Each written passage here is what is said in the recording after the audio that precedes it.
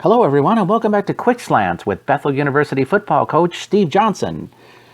Quick Slants is a weekly program that gives you, the fans, the opportunity to ask the Royals coach questions about the Royals, football or sports in general, or just ask some questions about general life kind of things that Coach Johnson's happy to provide his feedback about. This week we have an interesting program for you as the coach continues to discuss some of the key injuries that his team has had to face so far this season. We learned some interesting insights that he has about last week's game as well as about the Carleton game this particular Saturday. And the coach gives some insightful information for people out there looking for a little help in their life. So let's get right to Quick Slants. Okay, we'd like to welcome back Coach Johnson this week. So Coach, let's first of all begin with some injury and team updates that you have. So is there anything you'd like us to be aware of?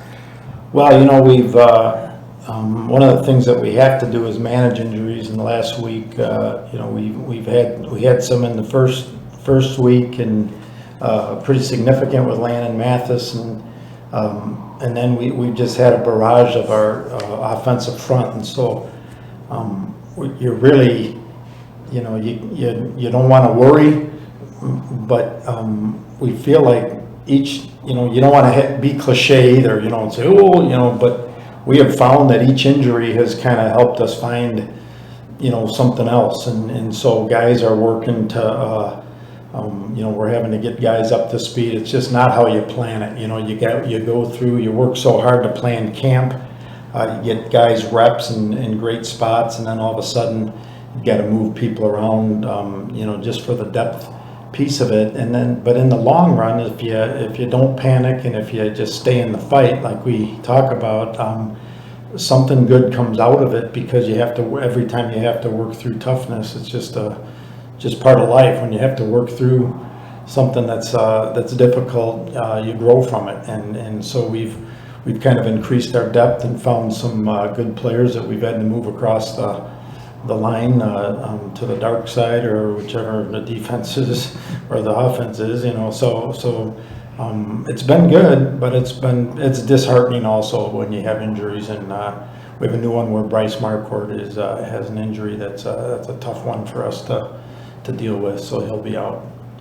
Are you anticipating Landon Mathis coming back soon, or is it still kind of day-to-day? Landon is working through. He's got an injury such that he might be able to brace up and go, and so I don't know yet, but he does look good. But then you wonder how long he can go, because he does have some ligament damage in his knee. Looking at last week's games that you had, first let's talk about the effort of your defense. You hold St. Olaf to 3 points. They get 248 yards of total offense. What were some things that you saw that you like to carry forward with your defense from this point? Well, our defense is playing really, really hard. They're playing very well. We've had a couple of mix-ups. We have we want this to be a life thing, but it's really a football. Kind of goes to both. But obedient, fast, and physical is what we want to be on defense and offense, for that matter. But it starts with that obedient deal, and obedient doesn't like the opposite of disobedient. It's not like they're like a guy will do something. And our guys know this. It's not like a guy does something that we told him not to do. It's more like before you can rush the quarterback, you need to take these steps and secure that gap. The linebacker has to get his correct reads, or he's going to go for a false read that's going to mess up something else. And so we gave up some yards. We gave up some easy yards that we weren't happy about. And it's not the yards; it's the situation to where we've got to do first things first, and that's got to be the integrity of the defense requires obedience first, and then when you've got that obedience that becomes a way of life, you're taking your steps in the right spot, and you've got your gap secured before you go on to your next thing. And so, there's some players that, he just makes plays. Well, that's not really good enough, because you need to be obedient. And there's some guys that are obedient, but they don't make plays. So that's not good enough either. So you try to, your whole career, you try to become that guy that does the, if we, a defense especially is kind of like an engine. If you're all clicking and doing your job, it's going to run well. And if you're not, the breakdowns are going to be, yikes, so. Interesting. Trey Anderson stepped in last week for you. Looked really good. The freshman showed a lot of poise out there. What were some things that you saw that really were pleasing to you, and what are some areas you'd like to see as improvements on his play? Trey is he's a cool customer. He's he's a good looking athlete. He's a terrific athlete. He's really a sweethearted kid with just amazing gifts. And he looked a lot calmer than I would be or was. And I was telling somebody last week that I think I've been here 26 years, and we've never started a freshman quarterback and a freshman center. Their first college start was last week, and Nolan Richardson is the freshman center, and from Washington. He just did an amazing job. He's really a good athlete. His dad's a coach, and so he's a kind of an easy guy to coach because I don't know why, he goes to the right spot, and but he's he did a great job. And I think Trey, I'm sure he had butterflies, but that went away. And what I really want out of our quarterback is to be efficient. We want to run the ball and make the plays that are in front of us. We don't, the big plays and the crazy plays happen just with great athleticism, but because you do, just like on defense, you do the basic things well. And that's what I thought Trey did. I think the improvement piece, and we need that, it's not just Trey, but the communication. He didn't get all the reps in camp and those things, so we need to communicate. We had to take some timeouts that I would rather have had later. But, so we need to communicate a little bit better, as getting the plays in and so on and so forth. He seemed to be really in sync with your wide receivers right off the bat. Did that surprise you that there was such a good kind of communication or linkage between the two? Not really. I expected Trey to play well. Andrew Dezurk, another one of our injuries, had a shoulder situation, and those two through camp were kind of neck and neck, even with and along with Joey Lee, and so you practice to be ready for anything. And so he had all the reps last week, and we're not trying to give him anything that he can't handle, and we even ask him, and if there's something you're not comfortable with, you need to have the courage to tell us. And if you don't know, then that's the way it is, because you're a younger player, not experienced. But so we're in really good communication with stuff that you feel like this is something you can handle. But he's an excellent player and athlete, and he's rusty. He's just it's amazing what he did, because he missed his whole senior year of high school, and he's a terrific player, and he's like a big shot, but it's the first time he's had real live action, since his end of his junior year. So wow, that's pretty impressive. Pretty big deal, yeah. Marshall Klitsky and Bridgeport Trustler had a really big day for you. Even Gunnar Bloom, in just a short stint with the team on Saturday, really had a big game. With the offensive line being in such kind of a makeshift situation here, you had to be pretty pleased about that performance, I would assume. I'm incredibly pleased. We really want to be a team that runs the ball, and defense has to worry about that. So then our play action is all the better. Our receivers are terrific players, but I really want our receivers to be running back type guys that can break tackles and make plays. Marshall Klitsky is a tough player. He's got great quickness, but he practices like he plays full blast, and he's terrific. And Marshall is like, I feel like every time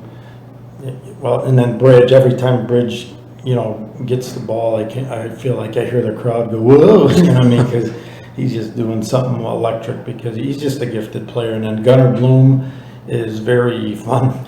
He's very fun to watch. He looks effortless, but he's just got a poise and a quickness and a toughness to him. So we're really excited about all those guys. You have Carleton coming to town this week, 1-2 so far in the season. Does the record matter to you in games like this? Nothing matters but their scheme. We know that their quarterback, Zach Creighton, is an excellent player. We know him pretty well, just even through the recruiting process. Coach Pale does a great job with those guys. They play hard. They're impressive on film. Their offense is really good, and they're in sync, just because they they've played together for a while. They're a little bit younger on defense, but Carleton is they're a really good team and a really good test. They have a fairly balanced offensive attack, 211 yards rushing, they average per game, about 170 passing. Are there keys that you look at to try to focus on one particular aspect, or do you have to pretty much open up your defense to say anything goes here? Yeah, I think that when you get ready, your defense ready, we don't want to change who we are, but we do have to. You want to take away, it's not a secret, but we want to take away, what they love to do. So first you have to figure that out on film, but it's tough to do that when they run and throw. And Zach is a big part of their running game because it's hard to really. Trey for us is that way. He's a good runner, and so if you overdo it, covering Marshall and Bridgeport in the running game, and then Trey takes off, you're in trouble. Same with Zach. So Carleton, they'll run the ball well, and they have good backs, and they have good players, and they have good receivers. But then Zach kind of makes that whole thing go. Because he can run the ball and throw it. So you've got to really, it causes you to stay at home, and you want to shut this down, but then you have to have an answer to the counter to that. How do you plan for a quarterback like that is so dynamic? Well, it seems like that's what we have to do every week. That's why defensive coaches are in counseling these days, because they're kind of irritated with the fact that where people have, we would really want that. Eric Peterson, who's an All-American for us, who's gone already, he was really known for his throwing, but we recruited him knowing that he could really run, and so he was really good at both too. So your offense is that much better, and the defensive, in their vernacular, they need to have another hat, because that quarterback is a running game. It's one of the reasons, in my opinion, that college football is so exciting. The pros, they don't run their quarterbacks, and kind of almost, everybody does the same thing in the pros, and not that it's crummy or anything, but college is fun that way, to where the quarterbacks are all over the place. But our whole league is full of quarterbacks that can move around and make you just you don't know where to go. You just have a lot to do, and so you've got to be, again, what I talked about at the beginning of the deal is that you really have to be obedient to your stuff, and so one little error is going to be exploited. It's kind of nice now that you have a quarterback that has those same skill set, because then you can prepare for a guy like a Zach Creighton, I would assume, because you have a quarterback who can replicate what he's doing. Is that true? Yeah, and I think that's true more in camp than anything else, but we never hit quarterbacks, and they probably don't either. So, yes and no. We need our, we don't run our offense against our defense, except and it's not live, but we just want to have the feel of the speed of the game. But our scouts, you just do the best you can and cover the pieces with that. So, heading to our fan questions this week, we had quite a few of them related to your personal spiritual aspect of stuff. So let's first start with Tom from Arden Hills, who'd like to know what similarities and differences you notice between last year's team and this year's. Well, that's a good question. I've thought about that, and I've been here for such a long time, and the one thing that I've learned is that everything's new, and everything is, and you almost have to be aware of, well, this is going to be like this because this guy's going to be just like this other kid we had, and there's only one Phil Porta, there's only one Logan Flannery, there's only one Scotty Kirkhoff, but that's kind of the neat part, this team, hopefully the similarities in our team are that guys just love each other, they care about each other, and there are times when we just fight through things, because that isn't always evidence, because we all are, we're born selfish and self-centered, and including our coach, and you have to put that down, and not kind of berate yourself on that, but manage that kind of thing and give your gifts. We talk about giving your gifts away for free. Don't have strings attached. So if I get this, then I'll work hard. And you just have to put blinders on. And it's a little bit like, in your family is, you love your wife, you love your kids, and and then the next thing on there is you get good at what you practice. And so the similarities are that our guys are in this thing together, and the other similarities, it's a battle, but we want to embrace that. Clark from St. Paul would like to know, sometimes he sees scores in the newspaper where a team has beaten another one by 66-3 or something like that. What is it, or when is it that you find that a team has kind of crossed over and isn't being as respectful about the other team, where they're just running up the score? So would you say, is it really necessary to embarrass another team this way?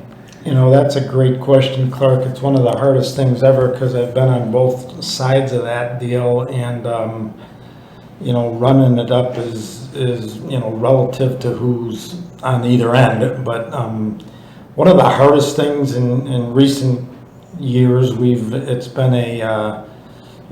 on the better end of the 49-3 just last week with Olaf, but we have high respect for those guys and for those things. At the same time, we're working our tails off, because football is not fun to practice, and there's boredom and there's pain. And we talk a lot about run to the fight, stay in the fight, which means really stay, not like, you can't. I'm saying that, like, even when it's 49-3, you really, human nature is a back wants to get another carry so he gets yards, and so you kind of get locked into a defensive back will take a chance so he gets a pick, and it just tears away at the fabric of the things that you're trying to build. And so it's really difficult to finish well. And I was very proud of our team, and here's as good a question as this is. I was very proud of our team last week and how we finished. I think the fifth to last play of the game, we punted down and downed it on their 2. And sometimes at the end of a game where some of the younger guys are in, and you're kind of being respectful and doing those different things, is that sometimes the game deteriorates, and so you only play. Our goal is to play 60 minutes to the best of our ability, and calling off the dogs is just it's a hard deal. You know what I mean? And so the score is a tough thing, and people can't stand that deal, and it looks embarrassing, but St. Olaf has to, they're doing the same thing we are. They want to play their guts out for 60, because it's you practice for the next time. Can I give more? And that's what we're after. So that's a tough one there, but we don't, if we embarrass people, we don't do it on purpose, because it's in an effort to run to the fight, stay in the fight, and finish, and that means keep going, so.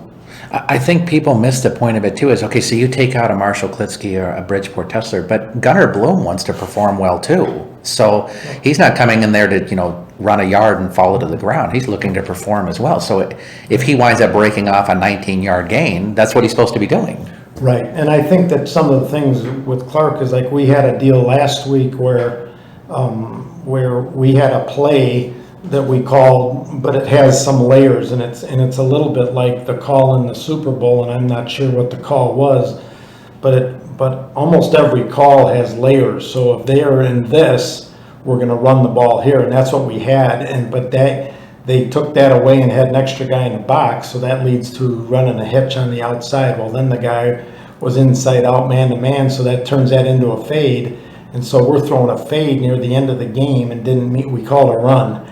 And so it's not the player's fault, so it's kind of our fault. But the alternative is taking a knee, when there's 2.5 minutes left, and that's not finishing, and so those are hard pieces to do. Is that sometimes the call that gets out there might look like you're doing something to rub it in, but you're exactly right. Gunnar Bloom is going out there, and you can't go out there.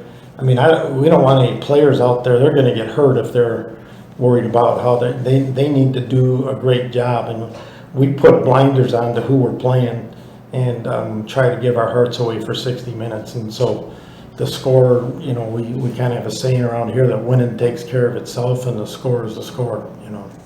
That makes perfect sense. Carol from Minneapolis questions. She said during the preseason she saw lots of fights that were going on in the NFL, where two teams were scrimmaging and broke out into some fight. She understood that this is intense competition, but doesn't this seem kind of childish for grown men to be acting this way? Yeah, that stuff kind of makes me sick because it's just, I guess, I know that they talk about it being their livelihood and things like that, and I get it, but there's a nature of the game is a physicality, and I know there's unwritten rules, but there's really, it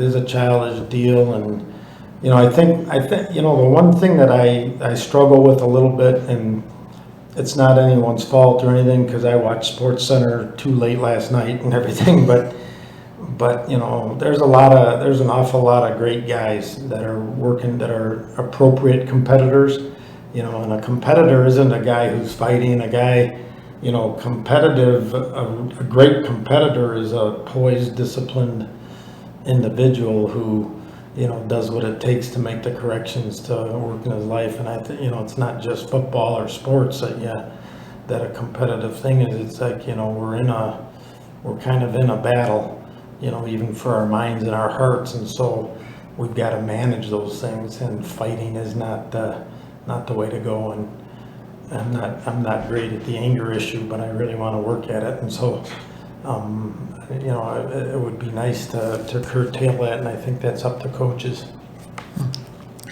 Charles from St. Paul would like to know, are you more of a guy who likes to watch high-scoring games like 42-38 or more defensive battles like 7-6? I would like to watch a 42-38 game. I would like to coach a game where we win. So I'm kind of a defense first and run the ball.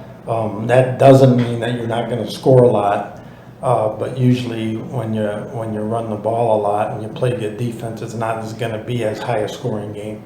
But a lot of times when the score gets out of hand, like even in some of those Super Bowls, it's usually a turnover on special teams or a house and a interception or something. So I like watching offense, but I don't, we coach to be a great defense, so our offense can do whatever it wants.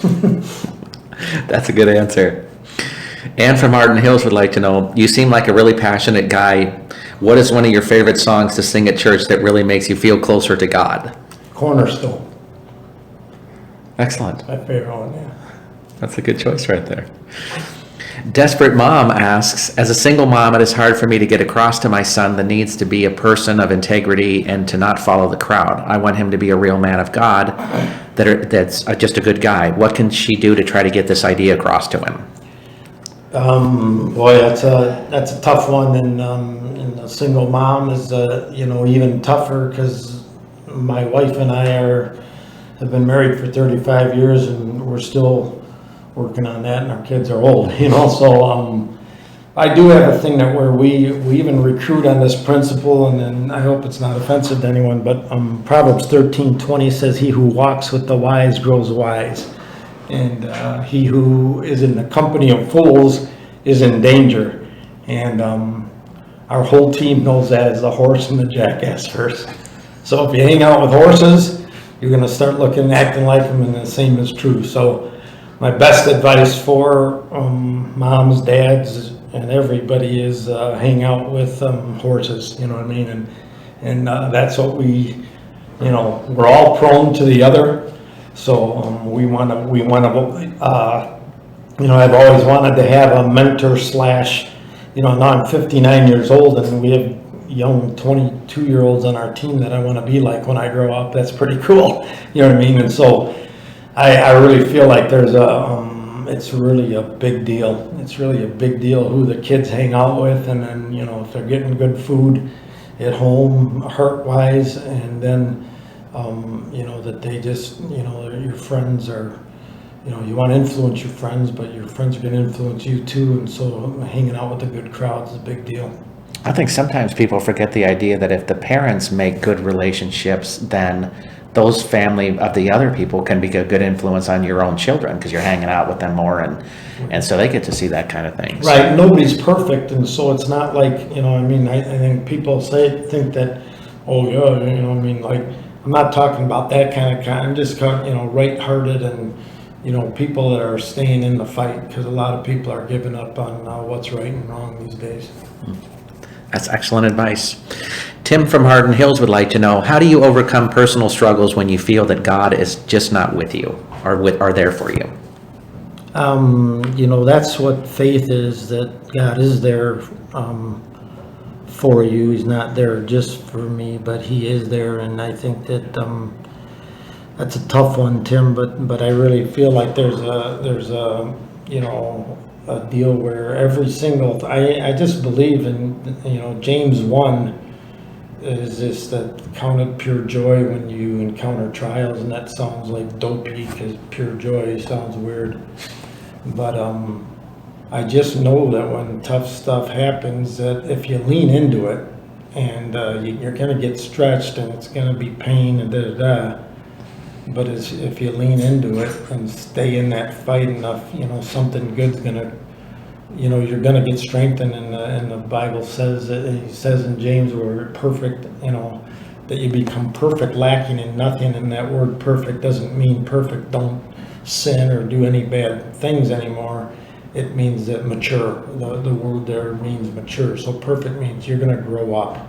So what happens is when you have some struggles and you fight through them, and you somebody does something to you, or a bad deal or whatever it is, lean into it. And sometimes you got to punch it in the nose, and sometimes you got to get in the fetal position and make it through. But wisdom to know which to do which, because sometimes we just end up just in the fetal position all the time, and you can't do that. And we've got to, even with our injuries this year, we've got to grieve them appropriately.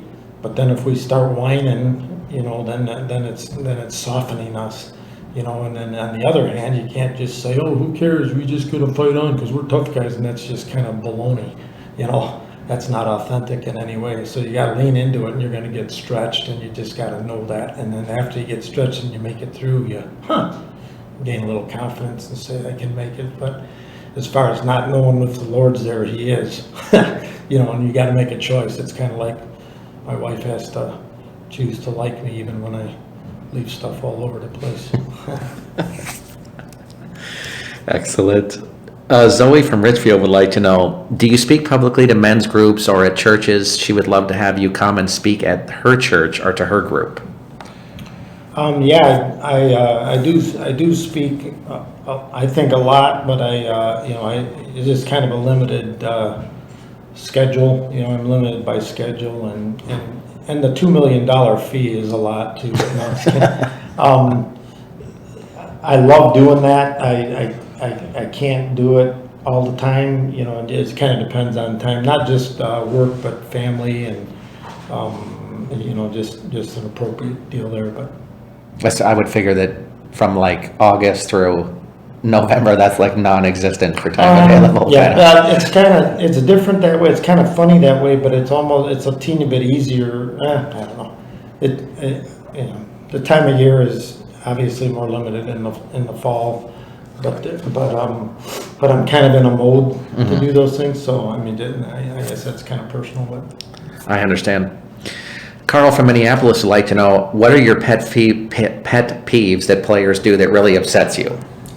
Well, the first one is that most of our guys that have ever done this know this, but if they look toward the sideline and then put their hands up like what, like that, they may be killed. They might as well just go to the other sideline, because that's kind of like, we just feel like we don't do that to you guys, so don't do that to us. And you're kind of like indicating to us that, we don't know what we're doing, or you're telling the whole stands that you don't know what's going on.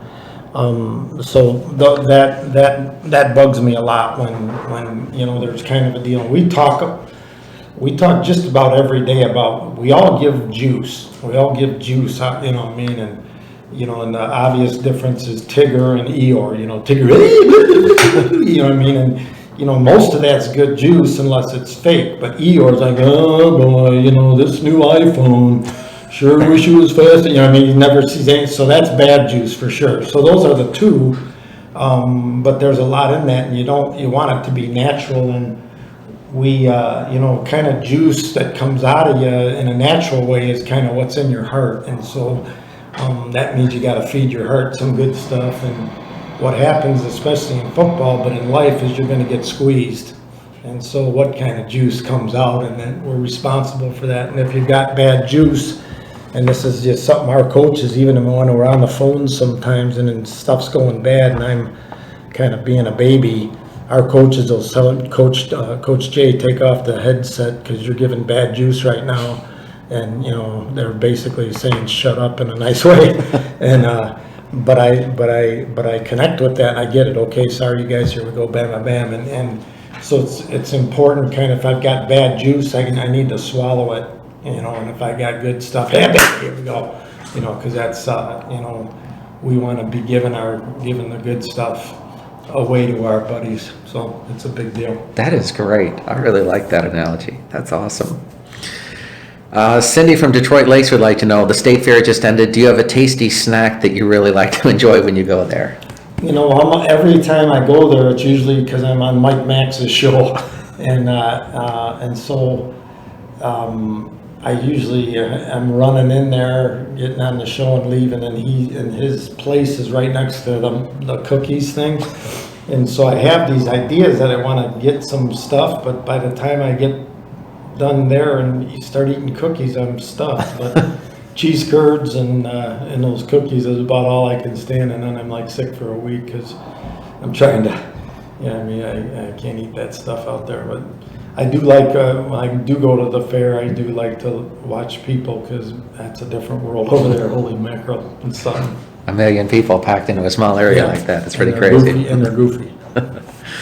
Our last question for you, and just to give fans a little kind of insight on what this is about. Luke, who has followed the show since I started doing this, was Kevin Hooper, the manager in Wichita, and George Samus, the manager in St. Paul, has posed the same question basically to those two managers as well. Someone is posing this to Steve here. So, Coach, I'm curious why you were doing the show with such a goofy person. This guy, Rob, seems goofy to me. Kevin Hooper and George Samus seemed nice in their assessment of him. You were a guy that speaks the truth.